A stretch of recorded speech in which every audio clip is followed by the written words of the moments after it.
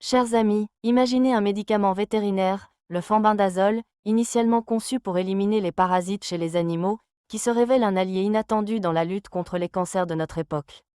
Des cancers du poumon, du sein, du col de l'utérus ou encore métastatiques, qui ravagent tant de vies au XXIe siècle. Comment cela fonctionne-t-il? Laissez-moi vous expliquer de manière simple et scientifique. Le fenbendazole agit comme un saboteur des microtubules. Ces minuscules structures tubulaires à l'intérieur de nos cellules, essentielles pour leur division et leur survie. En déstabilisant ces microtubules, il bloque la multiplication incontrôlée des cellules cancéreuses, les forçant à entrer en apoptose, c'est-à-dire une mort cellulaire programmée, une sorte de suicide ordonné qui neutralise la tumeur sans endommager excessivement les cellules saines environnantes. Des études précliniques, menées sur des modèles animaux et cellulaires, montrent qu'il inhibe aussi la glycolyse, privant les cellules cancéreuses de leur énergie préférée, et induit même une pyroptose inflammatoire dans certains cas, comme pour le cancer du sein. Les travaux du Dr William Mackey, un oncologue canadien, apportent une lumière fascinante. Dans une série de cas publiés récemment, il documente des patients qui ont auto-administré du fenbendazole, observant des régressions tumorales impressionnantes chez des individus atteints de cancers avancés. Ces recherches soulignent le potentiel de ce médicament bon marché et accessible. Et que dire des témoignages du monde entier? Prenez Joe Tippens, un Américain diagnostiqué avec un cancer du poumon à petites cellules en phase terminale en 2016.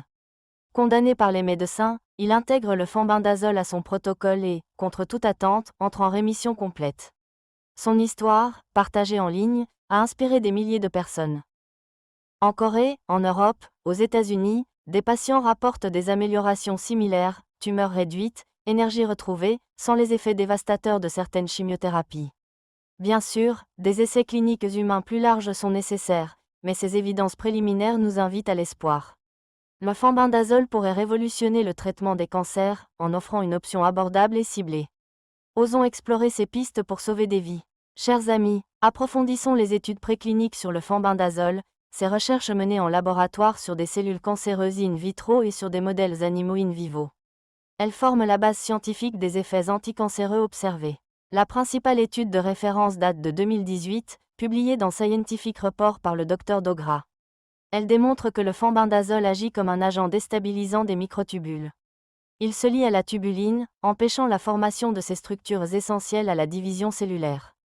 Cela provoque un arrêt du cycle cellulaire en phase G2M, suivi d'une apoptose qui est la mort programmée des cellules cancéreuses.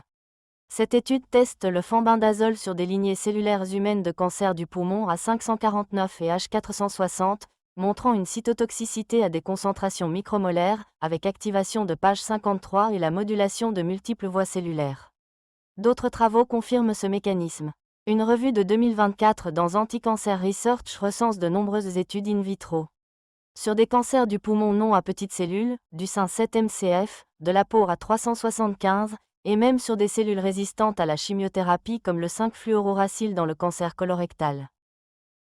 Le fenbendazole induit non seulement l'apoptose via déstabilisation des microtubules, mais aussi une inhibition de la glycolyse qui est la privation d'énergie des cellules cancéreuses, un stress oxydatif, et parfois d'autres formes de mort cellulaire comme la pyroptose dans le cancer du sein ou la ferroptose. En modèles animaux in vivo, les résultats sont encourageants. Par exemple, chez des souris porteuses de xénogreffe de cancer du poumon A549, le fenbendazole inhibe significativement la croissance tumorale.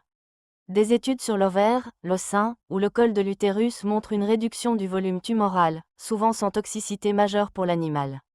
Une formulation en nanoparticules pour améliorer la biodisponibilité a même démontré une efficacité accrue sur des modèles résistants au paclitaxel. Globalement, ces travaux précliniques, plus d'une vingtaine publiés officiellement ces dernières années, confirment que le fenbendazole cible préférentiellement les cellules cancéreuses via les microtubules, induisant l'apoptose et bloquant la prolifération, tout en épargnant les cellules saines. La science avance, et ces molécules bon marché pourraient un jour compléter nos armes contre le cancer.